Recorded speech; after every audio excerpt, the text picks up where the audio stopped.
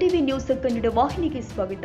ಬಾಗಲಕೋಟೆ ಉಪಚುನಾವಣೆಯ ರಂಗು ದಿನದಿಂದ ದಿನಕ್ಕೆ ಹೆಚ್ಚಾಗ್ತಾ ಇದ್ದು ವಾರ್ಡ್ ನಂಬರ್ 10ರಲ್ಲಿ ಇಂದು ಭರ್ಜರಿ ಪ್ರಚಾರ ಕಂಡು ಬಂದಿದೆ. ಮಾಜಿ ಶಾಸಕ ಬಿ ಶ್ರೀರಾಮುಲು ಹಾಗೂ ಮಾಜಿ ಮುಖ್ಯಮಂತ್ರಿ ಜಗದೀಶ್ ಶೆಟ್ಟರ್ ಮನೆ ಮನೆಗೆ ತೆರಳಿ ಮತಯಾಚನೆ ಮಾಡಿದ್ದಾರೆ. ಪ್ರಚಾರದ ವೇಳೆ ಅವರು ಮತದಾರರ ನೇರವಾಗಿ ಭೇಟಿಯಾಗಿ ಪಕ್ಷದ ಪರವಾಗಿ ಮತ ಕೊಡುವಂತೆ ಮನವಿ ಮಾಡಿದ್ರು. ಈ ವೇಳೆ ಜನ ಉತ್ತಮ ಪ್ರತಿಕ್ರಿಯೆ ಕೊಟ್ಟಿದ್ದು ಸ್ಥಳೀಯರಲ್ಲಿ ಉತ್ಸಾಹದ ವಾತಾವರಣ ಕಂಡು ಬಂದಿದೆ. ಇದೇ ಸಂದರ್ಭದಲ್ಲಿ ಇಬ್ಬರು ನಾಯಕರು ಪಕ್ಷದ ಹಿರಿಯ ಮುಖಂಡರೊಬ್ಬರು ಮನೆಯಲ್ಲಿ ಕುಳಿತು ಪ್ರಸ್ತುತ ನಡೀತಾ ಇರುವ ಉಪಚುನಾವಣೆ ಕುರಿತು ಚರ್ಚೆ ಮಾಡಿದ್ದಾರೆ. ಕ್ಷೇತ್ರದ ರಾಜಕೀಯ ಪರಿಸ್ಥಿತಿ, ಮತದಾರ ಮನೋಭಾವ ಮತ್ತು ಮುಂದಿನ ಪ್ರಚಾರ ತಂತ್ರಗಳ ಬಗ್ಗೆ ಮಹತ್ವದ ಮಾತುಕತೆ ನಡೆದಿರುವ ಮಾಹಿತಿ ಲಭ್ಯವಾಗ್ತಾ ಇದೆ. ಈಗ ಬಾಗಲಕೋಟೆ ಉಪಚುನಾವಣೆ ಎರಡೂ ಪಕ್ಷಗಳಿಗೆ ಪ್ರತಿಷ್ಠಿತ ಒಂದು ಕಣವಾಗಿದೆ. ಅಷ್ಟೇ ಅಲ್ಲದೆ ಜಿದ್ದಾಜಿದ್ದಿಯ ಒಂದು ಸ್ಪರ್ಧೆ ಕೂಡ ಮಾರ್ಪಾಟಾಗಿದೆ. ಯಾಕಂತಂದ್ರೆ ಆಡಳಿತಾರೂಢ ಕಾಂಗ್ರೆಸ್ಗೆ ಇದನ್ನ ಹೇಗಾದರೂ ಮಾಡಿ ಈ ಚುನಾವಣೆ ನಾವು ಗೆಲ್ಲಬೇಕು, ಆಡಳಿತ ವಿರೋಧಿ ಅಲೆಯನ್ನ ಎಷ್ಟೊತ್ತಿದ್ರು ತಪ್ಪಿಸ್ಬೇಕಂತೇಳಿ ಸಾಕಷ್ಟು ಇಡೀ ಸರ್ಕಾರವೇ ಈ ಒಂದು ಬಾಗಲಕೋಟೆಯಲ್ಲಿ ಠಿಕಾಣಿಯನ್ನು ಹೂಡಿದೆ. ಅಷ್ಟೇ ಕೂಡ ಭಾರತೀಯ ಜನತಾ ಪಕ್ಷ ಕೂಡ ಅಷ್ಟೇ ಪ್ರತಿಷ್ಠೆಯಾಗಿ ಈ ಒಂದು ಚುನಾವಣೆಯನ್ನ ತಗೊಂಡಿದೆ. ಇವತ್ತು ನಮ್ಮ ಜೊತೆ ಮಾಜಿ ಸಚಿವರಾಗಿರ್ತಕ್ಕಂಥ ಬಿ ಶ್ರೀರಾಮುಲು ಸರ್ ನಮ್ಮ ಜೊತೆ ಇದಾರ. ಬರ್ರಿ ಈ ಚುನಾವಣೆ ಬಗ್ಗೆ ಅವ್ರನ್ನ ಮಾತಾಡ್ಸೋಣ. ಸರ್ ನಮಸ್ಕಾರ.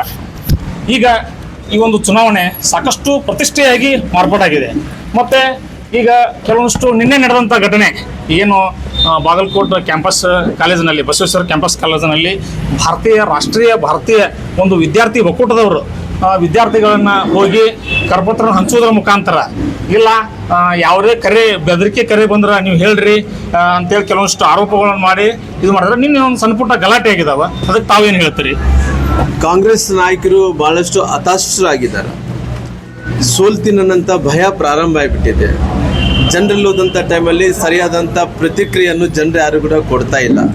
ಹಾಗಾಗಿ ಅವರು ನಿನ್ನೆ ನಮ್ಮ ಮೆಡಿಕಲ್ ಕಾಲೇಜಿನಲ್ಲಿ ಸಾಕಷ್ಟು ಮಂದಿ ಕಾಂಗ್ರೆಸ್ಸಿನ ಕಾರ್ಯಕರ್ತರು, ನ್ಯಾಷನಲ್ NSU ಕಾರ್ಯಕರ್ತರು ನಮ್ಮ ಕೇಸರಿ ಶಾಲನ್ನು ಹಾಕ್ಕೊಂಡು ಹೋಗಿ ಅಲ್ಲಿ ಅಪಪ್ರಚಾರವನ್ನು ಮಾಡೋಂಥ ಕೆಲಸ ಮಾಡ್ತಾ ಇದ್ದಾರೆ. ಆ ಪಾಂಪ್ಲೆಟಲ್ಲಿ ನೋಡಿದಂಥ ಟೈಮಲ್ಲಿ ಆಲ್ರೆಡಿ ಕಂಪ್ಲೇಂಟ್ಗಳು ಫೈಲ್ ಮಾಡಿದ್ದೀವಿ. ನಿನ್ನೆ ಅವ್ನು ಯಾರೋ ಒಬ್ಬ NSU ಇದೆಲ್ಲ ಅಧ್ಯಕ್ಷರನ್ನ ಅವ್ರನ್ನ ಅರೆಸ್ಟ್ ಮಾಡಿಸೋಂಥ ಕೆಲಸ ಕೂಡ ಆಗಿದೆ.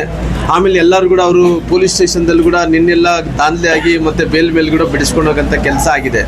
ಆದರೆ ಇವತ್ತು ಎಷ್ಟು ಮಟ್ಟಿಗೆ ಅವ್ರು ನೋಡ್ರಿ, ಯಾಕಂದರೆ ಇವತ್ತು ಕೇಸರಿ ಶಾಲ್ ನೋಡಿದ್ರಿಗೇನ ಉರಿದು ಬೀಳ್ತಾರ.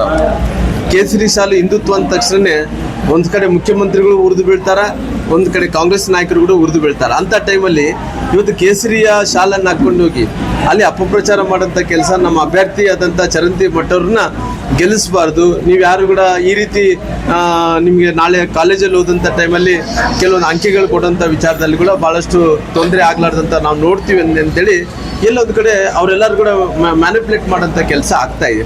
ಎಲ್ಲೋ ಒಂದು ಕಡೆ ಕಾಂಗ್ರೆಸ್ ಅವರಿಗೆ ಸೋಲಿನ ಒಂದು ಭಯ ಕಾಡ್ತಾ ಇದೆ ಅನ್ನಿಸ್ತಲ್ಲ. ಅವರು ಮುಂಚೆಯಿಂದ ಕೂಡ ಎಲ್ಲವನ್ನು ಕೂಡ ಬಿಟ್ಟಂತವ್ರು. ಇವತ್ತು ಸರ್ಕಾರದಲ್ಲಿದ್ದಂಥ ಎಲ್ಲವನ್ನು ಕೂಡ ದುರುಪಯೋಗ ಮಾಡ್ಕೊಳ್ಳೋಂಥ ಕೆಲಸ ಮಾಡಿದ್ದಾರೆ. ನಿನ್ನೆ ಏನು ಪಾಂಪ್ಲೆಟ್ಗಳು ಸಿಕ್ಕಿದಾವ ಸರ್ಕಾರದ ವಾಹನದಲ್ಲೇ ಸಿಕ್ಕಿದಾವ. ಇವತ್ತು ಸಾಕಷ್ಟು ಮಂದಿ ಮಂತ್ರಿಗಳು, ಮುಖ್ಯಮಂತ್ರಿಗಳು, ಸಾಕಷ್ಟು ಮಂದಿ ಶಾಸಕರು ಎಲ್ಲರೂ ಕೂಡ ಬಂದು ಏನಂತ ಇದ್ದಾರೆ, ನಮ್ಮ ಸರ್ಕಾರ ಇದೆ, ನಾವು ಗೆಲ್ಲಬೇಕಪ್ಪ, ಹಣ ಬಲ, ತೋಳು ಬಲ, ಎಂಡ ಬಲ ಎಲ್ಲವನ್ನು ಸರ್ಕಾರದ ಬಲ ಎಲ್ಲವನ್ನು ಕೂಡ ಉಪಯೋಗಿಸಿ ಗೆಲ್ಲಬೇಕನ್ನೋಂಥ ಪ್ರಯತ್ನ ನಡೀತಿದೆ. ಹಾಗಾಗಿ ಎಂಥ ಪರಿಸ್ಥಿತಿ ಕೂಡ ಈ ಭಾಗದ ಜನರು ಚರಂತಿ ಮಟ್ಟವನ್ನು ಬಿಟ್ಟುಕೊಡಲ್ಲ. ಅವ್ರು ಎಷ್ಟೇ ಪ್ರಯತ್ನ ಮಾಡಲಿ, ಎಷ್ಟೇ ಲಗಾಟಿ ಹೊಡ್ಕೊಳ್ಳಿ ಬೇಡನಲ್ಲ, ಆದರೆ ಜನರಂತೂ ಈ ಸಾರಿ ಭಾರತೀಯ ಜನತಾ ಪಾರ್ಟಿನ ಕೈ ಬಿಡಲ್ಲ. ಈ ಸಾರಿ ನಮ್ಮ ಚರಂತಿ ಮಟ್ಟವ್ರನ್ನ ಗೆಲ್ಲಿಸ್ತಾರನ್ನಂಥ ವಿಶ್ವಾಸ ಕೂಡ ನಮ್ಮಲ್ಲಿದೆ. ಮತ್ತೆ ಈಗ ಗ್ಯಾರಂಟಿ ಯೋಜನೆಗಳನ್ನ ಸಾಕಷ್ಟು ಅವರು ಪ್ರತಿ ಮನೆಗೆ ಹೋಗಿ ನಾವು ಗ್ಯಾರಂಟಿಯನ್ನ ನುಡಿದಂತೆ ನಡೆದಿದ್ದೇವೆ ಅಂತೇಳಿ ಪ್ರಚಾರ ಮಾಡ್ತಾ ಇದ್ದಾರೆ. ಮೆಡಿಕಲ್ ಕಾಲೇಜ್ ಆಗಿರ್ಬೋದು, ಇದು ಮುಳುಗಡೆ ವಿಷಯ ಆಗಿರ್ಬೋದು, ಅವನ್ನ ಇಟ್ಕೊಂಡು ಪ್ರಚಾರ ಮಾಡ್ತಾ ಇದ್ದಾರೆ. ಎಲ್ಲೇ ಒಂದು ಕಡೆ ಭಾರತೀಯ ಜನತಾ ಪಕ್ಷ BJP ಅವರು ವಿರೋಧಿ ಅಲೆಯನ್ನ ಹುಟ್ಟಿ ಹಾಕ್ತಾ ಇದ್ದಾರೆ ಅಂತ ಆರೋಪ ಮಾಡ್ತಾ ಇದ್ದಾರೆ. ಅವರು ಇವತ್ತು ಏನು ಗ್ಯಾರಂಟಿಗಳು ಏನು ಹೇಳ್ತಾ ಇದ್ದಾರೋ, ಇವತ್ತು ಕೇವಲ ಬಾಗಲಕೋಟೆ ಮತ್ತು ದಾವಣಗೆರೆಯಲ್ಲಿ ಮಾತ್ರ ಏನು ಹೆಣ್ಮಕ್ಳದು ಏನು 2,000 ರೂಪಾಯಿ ಕೊಡ್ತಾರಲ್ಲ, ಗೃಹಲಕ್ಷ್ಮಿ ಅಂತದ್ದು ಇಲ್ಲಿ ಮಾತ್ರ ಕೊಟ್ಟಾರ. ಬೇರೆ ಕಡೆ ಎಲ್ಲೆಲ್ಲಿ ಕೊಡಬೇಕಾಗಿತ್ತು 2 ತಿಂಗಳದ್ದು ಸುಮಾರು 5,000 ಕೋಟಿ ಭ್ರಷ್ಟಾಚಾರ ಆಗಿದೆ. 5,000 ಕೋಟಿ. ಆ 5,000 ಕೋಟಿ ಭ್ರಷ್ಟಾಚಾರ ಮಾಡಿಕೊಂಡು ಇಲ್ಲಿ ಹಣವನ್ನು ತಂದು ರಾಜಕಾರಣ ಮಾಡಬೇಕು, ಗೆಲ್ಲಬೇಕನ್ನಂಥ ಪ್ರಯತ್ನ ಮಾಡ್ತಾ ಇದ್ದಾರೆ. ಅವ್ರು ಕೇಳ್ತೀನಿ, ಯುವ ನಿಧಿ ಅನ್ನೋಂಥ ಯೋಜನೆಯನ್ನು ಕೂಡ ಘೋಷಣೆ ಮಾಡಿದ್ರಿ, ಇಲ್ಲಿ ತನಕ ಇದೆ, ನಿಮ್ಮ ಯುವ ನಿಧಿ ಅನ್ನೋಂಥದ್ದು ಒಬ್ರು ಕೂಡ ಕೊಟ್ಟಿಲ್ಲ. ಯಾಕಂದರೆ ಇವತ್ತು ಕೇವಲ ಈ ಅಭಿವೃದ್ಧಿ ಕೆಲಸಗಳೆಲ್ಲ ಕೂಡ ನಿಂತು ಹೋಗ್ಬಿಟ್ಟಿದಾವ. ಯಾವುದೇ ಯಾರ ಬಡವರಿಗೆ ಮನೆ ಇರ್ತಾ ಇಲ್ಲ, ಭ್ರಷ್ಟಾಚಾರದಲ್ಲಿ ಅವರು ಏನು ಹೇಳ್ತಾರೋ ಅದ್ರ ಪ್ರಕಾರ ನಡ್ಕೊಂತ ಇಲ್ಲ, ಎಲ್ಲವನ್ನು ಕೂಡ ಈ ರೀತಿ ಮೋಸ ಮಾಡಿ ಇವತ್ತು ರಾಜಕಾರಣ ಮಾಡೋಂಥ ಕೆಲಸ ಆಗ್ತಾ ಇದೆ. ಸರ್, ನೀವು ಹೇಳಿದಾಗೆ ಎಲ್ಲೋ ಒಂದ್ ಕಡೆ ಬರೀ ಓಟ್ ಅಷ್ಟೇ ಕೇಳಬಾರ್ದು, ವಿದ್ಯಾರ್ಥಿಗಳ ಒಂದು ಅಳಲನ್ನು ಕೂಡ ಕೇಳಬೇಕು. ಯಾಕಂದ್ರೆ ಧಾರವಾಡದಲ್ಲಿ ವಿದ್ಯಾರ್ಥಿಗಳ ಒಂದು ಪ್ರತಿಭಟನೆ ತಾವು ನೋಡಿದಿರಿ. ಆ ಒಂದು ಪ್ರತಿಭಟನೆಗೆ ಸ್ಪಂದನೆ ಮಾಡೋದು ಬಿಟ್ಟು ಈ ಓಟ್ ಹಾಕ್ಬೇಡ್ರಿ ಈ ತರ ಅಂತೇಳಿ ಇದು ಮಾಡ್ತಾ ಇದ್ದಾರೆ. ಅದು ಮುಖ್ಯಮಂತ್ರಿಗಳು ಅಧಿಕಾರ ಬರಲಿದ ಮುಂಚೆ ಅವರು 1,00,000 ಹುದ್ದೆಗಳನ್ನು ಕೊಡ್ತೀನಿ ಅಂತೇಳಿ ಹೇಳಿದರು ಯುವಕರಿಗೆ.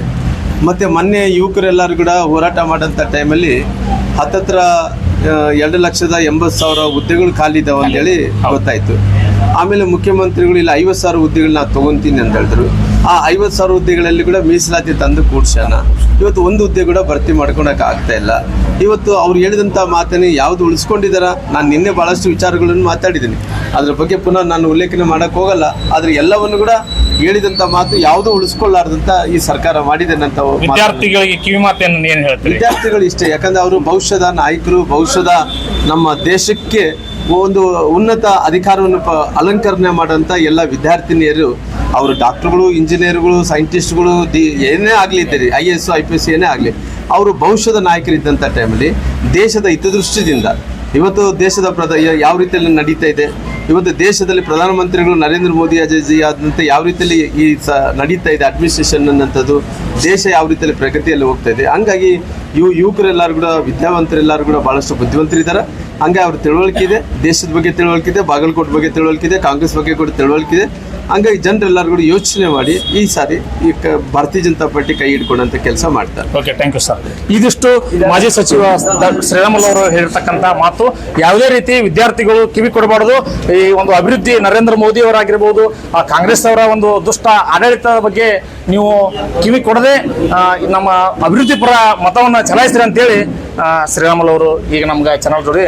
ವಾರ್ಡ್ ನಂಬರ್ 10ರಲ್ಲಿ ನಡೆದ ಈ ಪ್ರಚಾರದಲ್ಲಿ ಪಕ್ಷದ ಸ್ಥಳೀಯ ಮುಖಂಡರು, ಕಾರ್ಯಕರ್ತರು ಹಾಗೂ ಅಭಿಮಾನಿಗಳು ಹೆಚ್ಚಿನ ಸಂಖ್ಯೆಯಲ್ಲಿ ಭಾಗವಹಿಸಿ ಕಾರ್ಯಕ್ರಮಕ್ಕೆ ಇನ್ನಷ್ಟು ಜೋಶ್ ತುಂಬಿದ್ದಾರೆ. ಒಟ್ಟಿನಲ್ಲಿ ಬಾಗಲಕೋಟೆ ಉಪಚುನಾವಣೆಯಲ್ಲಿ ಪಕ್ಷದ ಪರವಾಗಿ ವಾತಾವರಣ ರೂಪುಗೊಳ್ಳುತ್ತಿರುವುದು ಈ ಪ್ರಚಾರದಿಂದ ಸ್ಪಷ್ಟವಾಗ್ತಾ ಇದೆ.